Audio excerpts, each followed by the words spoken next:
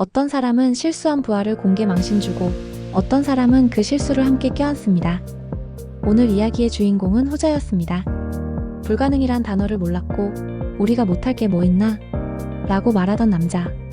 대한민국 경제사를 이야기할 때 정주영이라는 이름을 빼놓을 수 있을까요?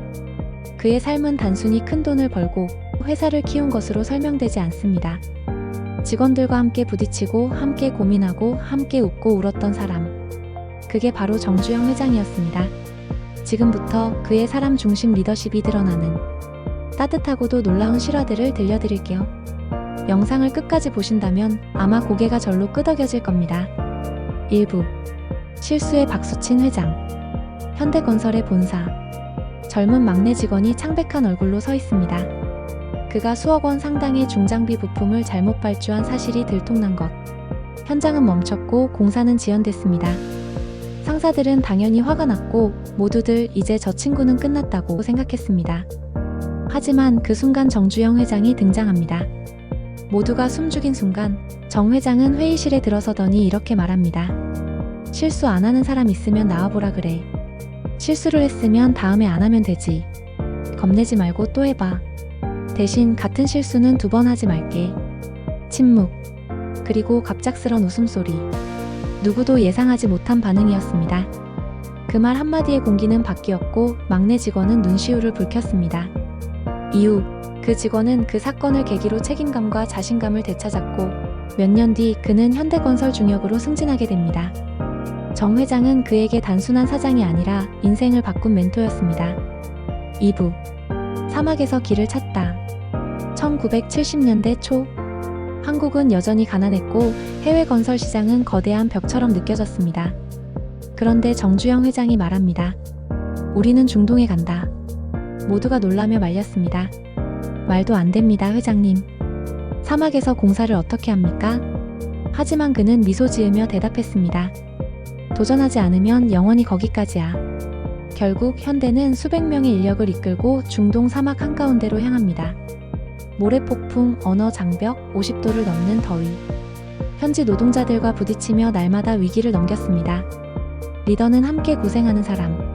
정 회장은 직원들과 함께 컨테이너에서 숙식하며 직접 현장을 돌았습니다. 그는 먼지 속에서 함께 먹고 자며 말합니다. 내가 먼저 해볼 테니 자네들도 해봐. 그렇게 시작된 중동 프로젝트는 현대건설을 세계적인 기업으로 도약시키는 발판이 되었습니다. 3부. 사람을 먼저 본 회장. 어느 날 현대자동차의 한 직원이 과로로 병원에 입원했습니다. 업무가 몰린 시기라 다들 바빴고 아무도 찾아가지 못하고 있던 중 정 회장이 나타났습니다. 그는 병상 옆에 앉아 조용히 말했습니다. 미안하네. 회사가 자네 몸을 너무 혹사시킨 것 같아. 건강이 우선이야. 쉴 만큼 쉬고 돌아오게. 그 직원은 아무 말도 못하고 눈물만 흘렸습니다. 회사는 나를 부품이 아니라 사람으로 본다는 느낌.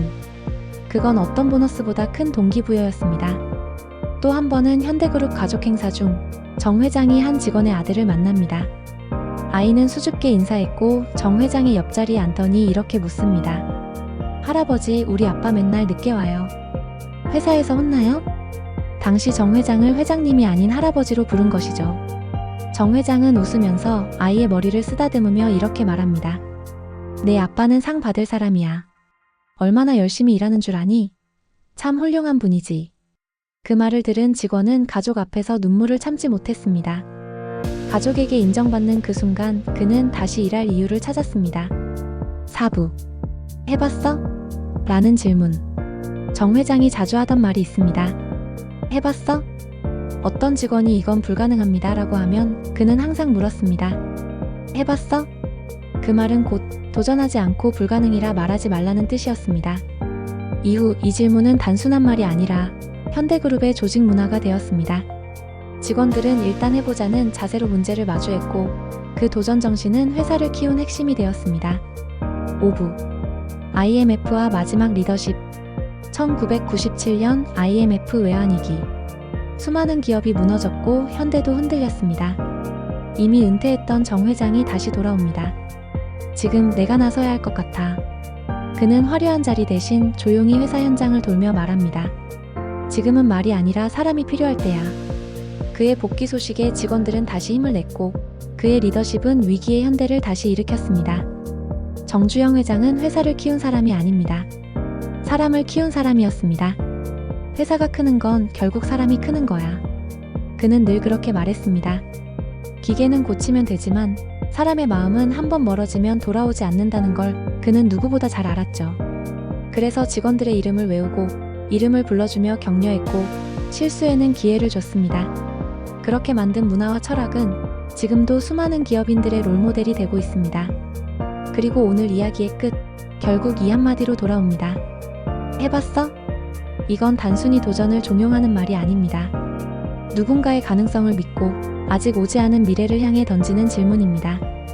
도전이 두려울 때, 실수가 겁날 때, 우리도 이렇게 자문해보면 어떨까요? 해봤어? 그리고 그 질문 앞에서 멈추지 말고 한 걸음 또 한 걸음을 내딛는 것. 어쩌면 진짜 성장은 바로 거기서부터 시작되는지도 모릅니다.